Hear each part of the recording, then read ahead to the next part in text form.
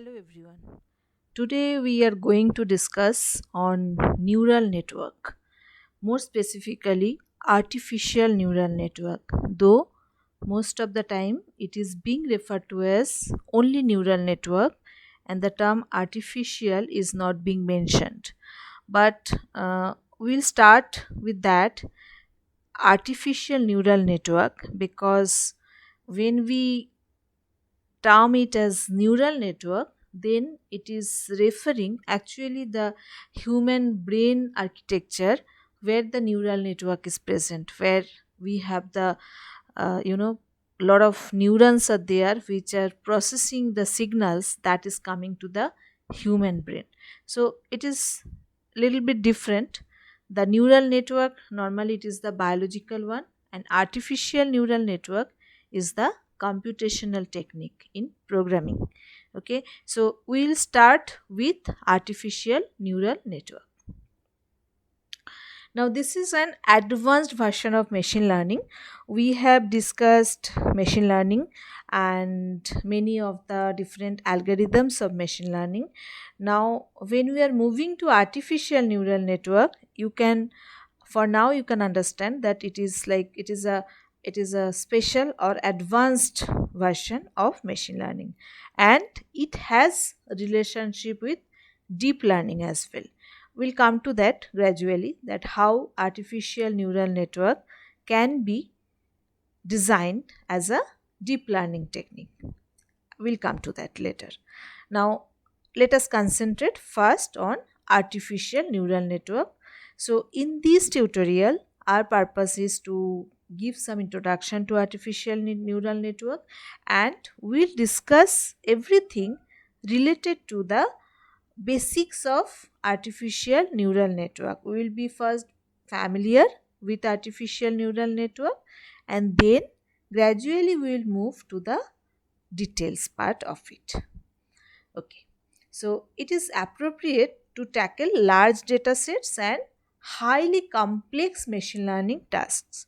So the first question may be coming in your mind that as I know machine learning, so I can use machine learning for the problems to solve, to generate some outcome, to generate some prediction that we have already done with various machine learning algorithms. So why to use artificial neural network? So we'll gradually move to that, but for now you can think of it as a special technique where I can handle a huge set of data, large data sets, hugely lot of data actually. When I have to handle, then this artificial neural network, or in short ANN, works the best, and highly complex tasks. So if the task is too complicated, then the machine learning algorithms may not be able to handle it, and in that case ANN comes into picture. The major applications of ANN is in image classification, speech recognition, video recommendation, sentiment analysis. So these things are everywhere actually, right? So we are just seeing that, but most of the traditional machine learning algorithms, they may do the work to some extent, but if you need to do it in a more appropriate way, more efficient way, then you have to take the help of ANN. It requires computational power, data and time to train. So it is not only it is having the advantages, but you have to think of these limitations as well. Not limitation, but these are the requirements that you have to fulfill if you really have to work on ANN. So you need a very high computation power, okay, and data and time. So you need a lot of data, and you need some initial time to train the model. Once your model is ready, then when you are supplying the test data, it can work very efficiently. Now coming to the history of ANN. So this is not something which is very new, though it is trendy nowadays, but it's not new. So that's why it is important that we should know the history of ANN. Okay, so ANN is the short form of artificial neural network, and going forward, maybe most of the time we will refer it as ANN. So in 1943, it was first introduced by neurophysiologist Warren McCulloch and the mathematician Walter Pitts. So you can understand that it was created, or it was introduced long back. They wanted to apply the biological process in the brain to mathematical algorithms. So you know that our brain takes a lot of signals and accordingly it process everything, right? And that's how we react to different situations. We can talk, we can listen to something, we can give our opinion, we can remember a lot of things. So our brain actually helps us to do lot of types of complex processing. So the idea was that they wanted to develop some algorithm, mathematical algorithm, which may work similar with our brain. And actually from there this name came, that artificial neural network. But in from 1960, after 1960, there was a drop in interest, means this neural network that was not so much popular, or you can say people are not very much interested in it. The reason was that there was lot of powerful machine learning techniques were available which could do the work. The work what I'm trying to do with ANN is like, I want to supply some data and I want to generate some predictions or outcomes, like, so that was being done, well handled by the powerful machine learning technique. So that's why it was in the backbench, you can say. But after 1990 it again started becoming useful. Why?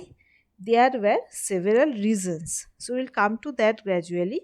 But the main thing was that first of all there was a advancement in the field of computation, because as initially we told that it need time, it need data, and it needs computation power. So that could be supplied now, computation power, because there was lot of advancement in the uh, computation techniques, hardware, the processing power, the memory, all these things had lot of improvements. So that was one thing. Another thing was that we had a huge amount of data to be handled, right? So as you know that as internet is continuously evolving, it is becoming popular, and there is social media and lot of other sources of data which is huge. So to handle huge amount of data, it needed to have something more than the existing machine learning algorithm. So that's how you can understand that it was introduced quite a long back, but then in the middle it had not that much of importance, but again it started gaining its importance. Okay, now as we are telling that this name ANN, artificial neural network, so it has some relationship with the human brain that we can understand from the name. So that's why it is important to provide some relationship between the neural network and the human brain. Though you have to be very clear that nowadays whatever the way the ANNs are designed, it is far away from the actual design of human brain. But the only thing is that as the concept has come from the human brain, means how the information or the signal is being processed in human brain, the same way, the same conceptual way it is being done in the ANN. So, how this human brain works? There are some 100 billion neurons, okay, and each neuron connected to about 1 lakh of its neighbors. Okay, so it's like, it is all the neurons are present and they are connected with each other, and they pass the signals, they process the information, and they generate some outcome. Neuron has a body, dendrite, and axon. So that is what we know from our biology from school. We learned these things, but it is important to discuss it again. So signal from one neuron travels down the axon and transferred to the dendrites of the next neuron. So that is how it is being processed. So let us just see one diagram. If you consider this one, you can see, just concentrate on the first part, that is the part A. You can see this is one neuron where the initially it is the, you can see the dendrites are there, in middle we have the cell body, then this stem is, it's actually the axon, and we have the terminal axon. So how the information is being transferred, if you refer the picture C, you can see that one neuron is connected with another neuron. Maybe we don't have any physical connection, but as the information is flowing, so we can consider it is as a kind of connection, and this connection is known as synapse. So this is in biological terms. So if you just concentrate on the figure A and figure C, we can see the structure of a neuron and how two neurons are connected with each other at the synapse point. So the information is being traveled from one neuron to another neuron through this synapse. Okay, so synapse is where connection, where the signal is passed from one to another neuron. Adopts the working of human brain. Who? The neural network, the artificial neural network adopts the working of human brain. Today's neural network in AI are taking a bit different route. Okay, as we told earlier also that the neural networks that are being worked currently, it is quite different from human brain, but initially it is like the concept of human brain was taken to design this ANN. Okay, now if you see this diagram again, so this is the, you can say, the basic working unit in an ANN. We will have some discussion in detail. So you can see here that there are some inputs are coming, x1, x2, xn, they are coming, and there is this function, some function is working on the input, and the output y is generated. So the figure A is about the human brain and figure B is about ANN. So you can just try to match them as if this functionality is working like a human brain neuron.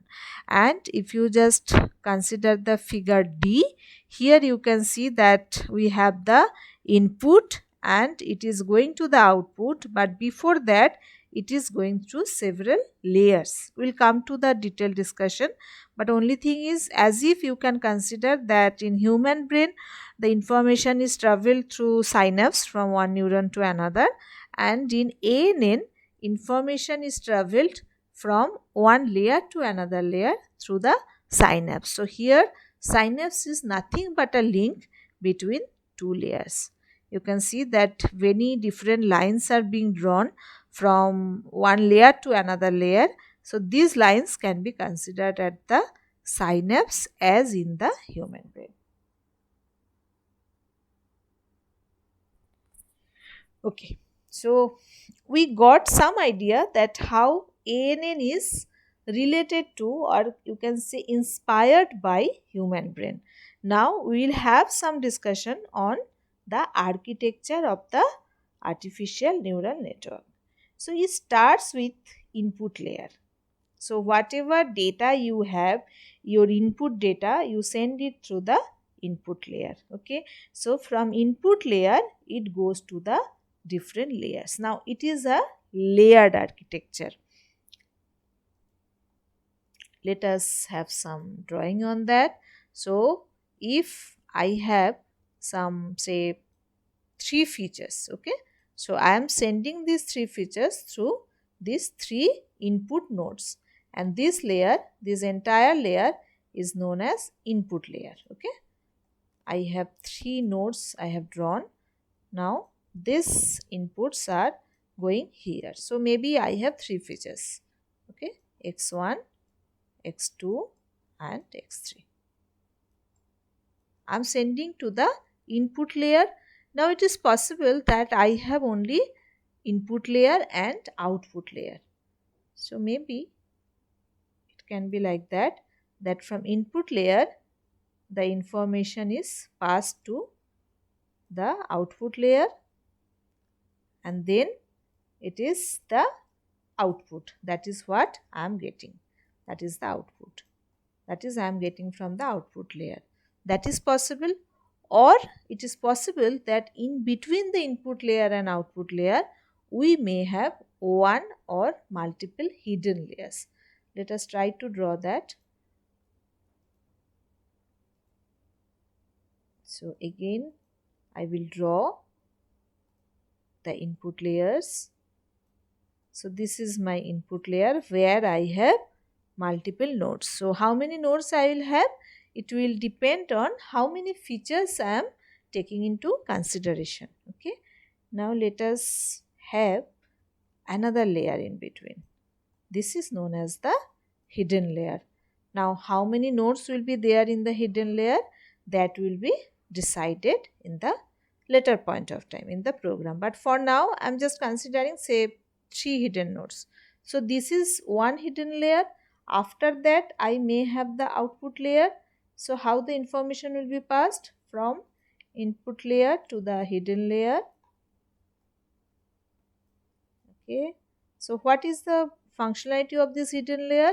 Whatever information it is getting from the input layer, it does some processing and it sends to the next layer. So that next layer can be the output layer, or that can be another hidden layer. So in the artificial neural network you can have one or more hidden layers. Okay. And it is not necessary that the input should go from one input node to one hidden node. That's not the case. You can have input from all the input nodes as well. Okay. And then from the hidden layer, say I am considering another hidden layer. So what will happen?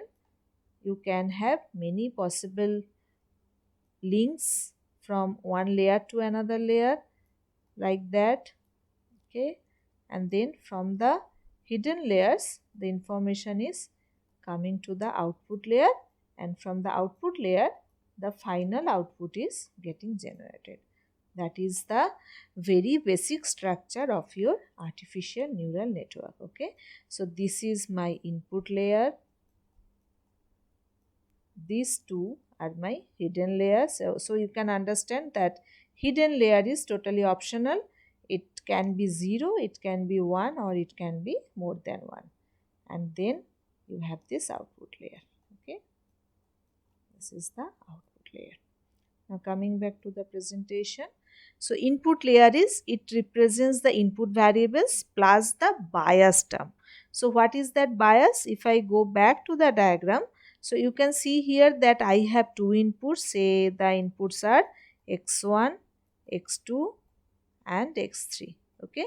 So whatever processing I will be done, I will be doing with these three inputs. But apart from that, I can add one bias term. Bias is nothing but a constant term that we used in linear regression as well. If you remember that in linear regression we used bias. Similarly here also we can add a bias term. So at the next level when the processing will be done, apart from these three inputs, one bias term can be added, and that can be considered in the next level of calculation. So that is known as the bias.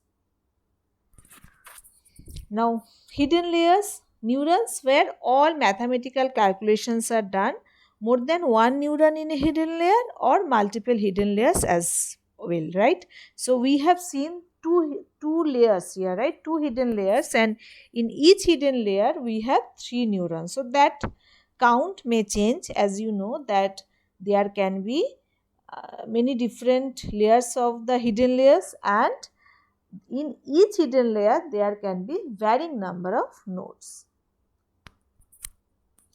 Now there is another term called activation function. So what is this activation function?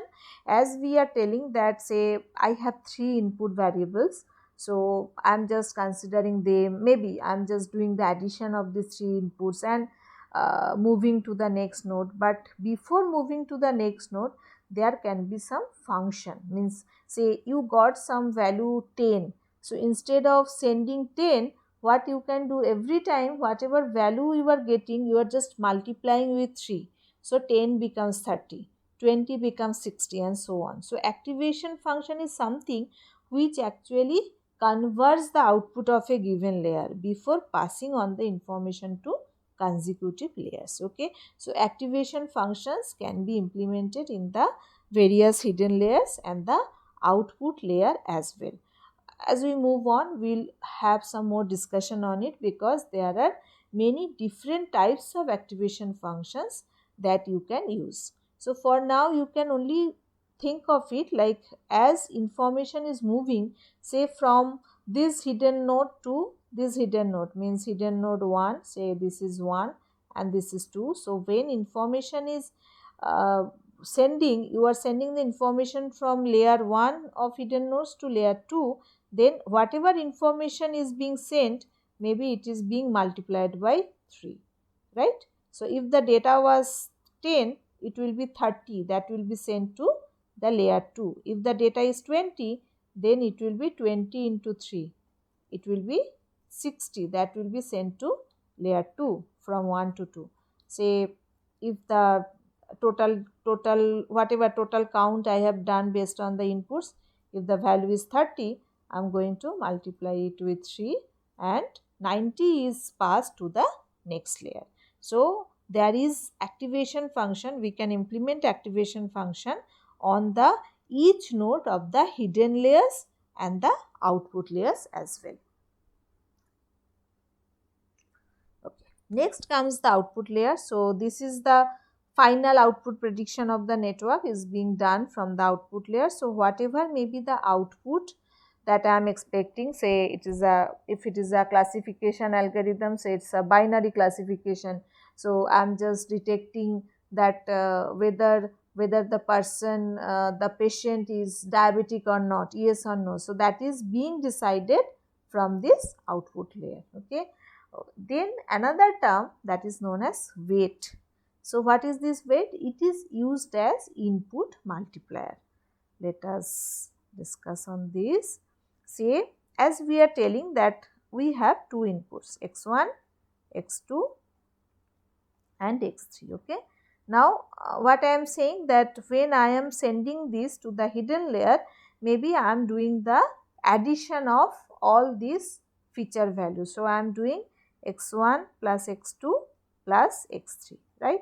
But instead of just doing this, what I can do, I can add some weight to each of the input variable values. So instead of doing x1 plus x2 plus x3, what I am doing, I am adding w1 x1 plus w2 x2 plus w3 x3.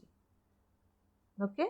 So this w1, w2 and w3 are nothing but 3 constant values that I am adding with this. Like it can be any value, but it should not be 0, any random number it can be. So what will happen, instead of x1 plus x2 plus x3, I am doing w1 x1 plus w2 x2 plus w3 x3. So I am just multiplying some value with the existing input value, and then I am doing the next level of processing. So this w1, w3, w2, w3 that I am adding with the input features, they are known as the weights.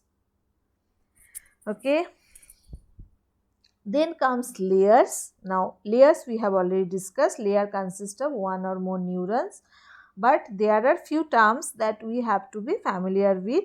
So when there is only input and output layer in the network, then it is known as a single layer perceptron. That means we have only input, we have only output, that's it, no hidden layer. Then it is a single layer perceptron. Now if we have hidden layer between them, means if we have input layer, hidden layer and then output layer, so we have 3 layers in total. This is known as multi-layer perceptron. And if we have 2 or more hidden layers, then it is known as deep neural network. So if we just consider the diagram, then we can say the diagram we have drawn, it has one input layer, one output layer and two hidden layers. So that's why it is a deep neural network. Now if we had only one hidden layer, say this second hidden layer is not present, then what will happen? There will be one input layer, one hidden layer and one output layer. So this is known as multi-layer perceptron. And if we don't have any hidden layer, if it is only input and then output, then it is known as single layer perceptron. Okay. Next, there are few more concepts. These are not the components, but these are the working, you can say, of the ANN. How this ANN works, that we have to understand, and for that these terms are very important. Okay. So the first one is the forward propagation. What is this forward propagation that we are discussing so far? What we are telling, that input values are coming to the hidden nodes. In the hidden node there is some calculation. Say I have two hidden node layers, so in the first layer some calculations are being done, then this data is being sent to the next hidden layer, again some calculations are done, and then this output from the second hidden layer is sent to the output layer, and there also some activation function may work, and finally the required output is being generated. So you can see that the how the data is flowing. Data is flowing from input node to hidden node to output node. So this information flowing from left to right, that is from input to output through the hidden layer, it is known as forward propagation.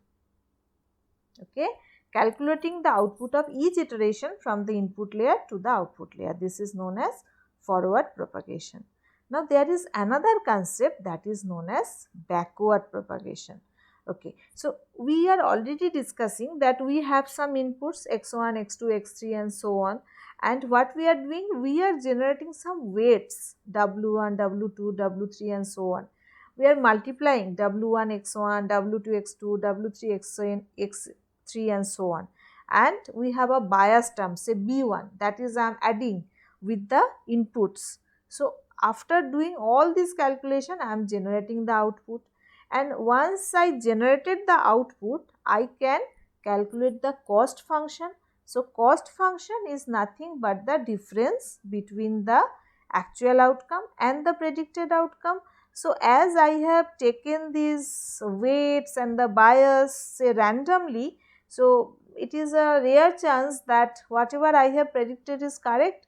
So it may have some difference with the actual outcome. So that is my cost function. Now what I can do, I can take this cost function, I can flow back to the earlier nodes, I can adjust the values of the weights and do the calculations again.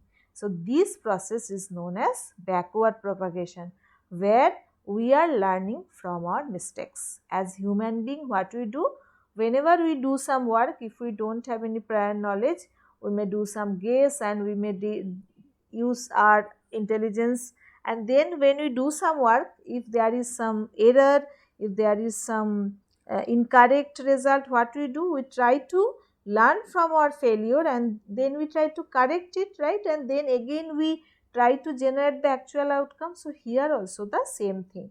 First, as forward propagation, by taking the weights and bias with the input, with the activation function, we go from one layer to another, and finally from the output layer we generate the outcome, and then we compare this outcome with the predicted outcome. We calculate the cost function, and based on the cost function we send that information that okay, this predicted outcome was that much different from the actual outcome. So that information is being sent back to the previous nodes, means say from output node it is being sent to the hidden layer, right. So what is being done there, it makes some changes, so that the outcome is changed, and then again the outcome is generated with the changed values of the, say, the weights and the bias, it is being changed. Okay, and then the outcome is generated, and then again it compares with the actual outcome. The predicted outcome is being compared with the actual outcome, and if there is a cost is calculated, and then again the back propagation can be done, and the result can be calculated. So these are actually the iterations, that multiple iterations, through multiple iterations the network learns and it adjusts all the values, the weights, the bias, everything is being adjusted in that way so that it can minimize, or you can say you can neutralize the error, so that the predicted outcome becomes very close to the actual outcome. So that is the backward propagation. And then comes learning rate. So what is the learning rate? It is the percentage change attributed to each weight and bias term after every backward propagation. Now you found that the predicted outcome is different from the actual outcome. So there is a cost function. Now based on that cost function you make some changes to the weights and do the calculations again. But how much change you will make, there is, as we discussed gradient descent earlier, so there can be small learning rate, there can be large learning rate. So when you are making the values, you can make smaller changes to the weights and the bias and can take the outcome. So that may take some time to reach close to actual outcome. But if you take major steps, and if you just make lot of changes in the weights and bias and try to generate the outcome, then what may happen, that there was a local minima problem, that you may never reach the actual outcome. It is like you can fluctuate between the negative and positive sides of the actual outcome value. So again it is a decision parameter that what may be the learning rate can be taken, but you have to take some learning rate and you have to make the changes in the weights and the bias, and then you have to generate the outcome, and gradually the predicted outcome can be very close or almost equal to the actual outcome. Okay, so this is a diagram of a neural network structure. So you can see that this is the inputs. Say you can see here that there are 5 nodes in the input layer that is coming to hidden layer. So here there is only one hidden layer with 3 nodes, and then from hidden layer the data is coming to the output layer, right? And from the output layer the output is getting generated. And how these input parameter values are being worked on, you can see that if there are say 3 inputs x1, x2, x3, then I am taking 3 weights w1, w2, w3. Maybe I am just doing x1 w1, x2 w2 and x3 w3. I am doing the summation of everything with the bias, and whatever is the summation I can use some activation function on it. Instead of just sending the summation to next layer, what I can do, I can use some activation function, and then whatever may be the outcome generated, that can be sent to the next layer. So if you have only one hidden layer, then of course the output will be sent to the output layer. If you have multiple hidden layers, then the outcome may be sent from one hidden layer to another hidden layer, and then again the same type of processing will be done in that layer, and finally the outcome is generated from the output layer. Okay. Now one thing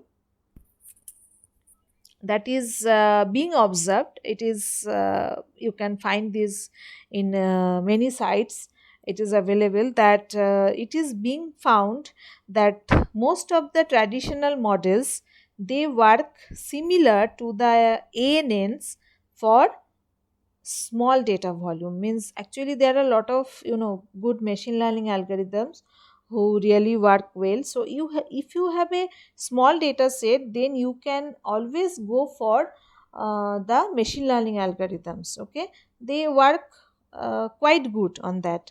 But when you should consider this ANN, when you have to work on a huge data set, and you can give the computational power and the time required to train the model. So those are the prerequisites and the requirements. So you have to remember that when I have a smaller data volume, then the machine learning models may be sufficient, okay, to handle that workload and to generate the outcome. But when I have to deal with a huge data set, then I have to think of using ANN. Okay, so we actually already discussed the steps, so we'll just summarize it again. The steps that is being worked actually in ANN. That first thing is initialization. Initialization is nothing but, we have the input nodes, we have the input data is being coming, so there can be multiple rows of data, and in each row there can be multiple features, so the nodes are adjusted in that way. Okay, so if I have say three features I'm working on, so I should have three nodes in the input layer, and all the records are being sent in that three nodes one by one, right? So that is how data is being fed in the input layer. So that is the initialization.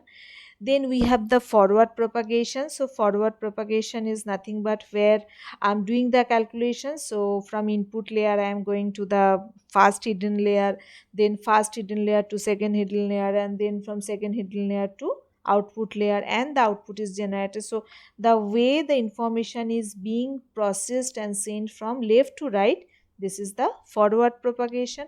And when I have generated the outcome, then I can compare it with the actual outcome, because this is my predicted outcome, and in the training data set I have the actual outcome available. So I just compare the predicted outcome with the actual outcome, and then the cost function is calculated, and then we do the back propagation where this cost function information is being sent to the earlier nodes, means backwards, like from output node it is being sent here, from here it can be sent here, where the weights and the bias terms are being reconsidered, recalculated, and then again this forward propagation is being done.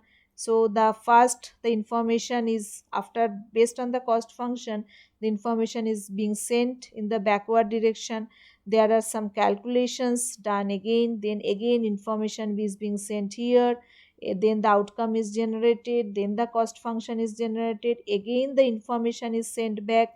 That way, forward propagation, cost function calculation, backward propagation, again forward propagation, that way it is being continuously done. So we are doing repeat cost computation and back propagation, and when we have reached a point where the predicted outcome is quite close, or we can have some parameter that okay, if it is close to say 97%, then we can stop the process and we generate the prediction. So that is the working of artificial neural network. Okay, so I hope it is like you understood those things. So we'll stop here, and the detailed discussion again, the kinds of neural network, that we'll do in the next session. So for now we close it. Thank you.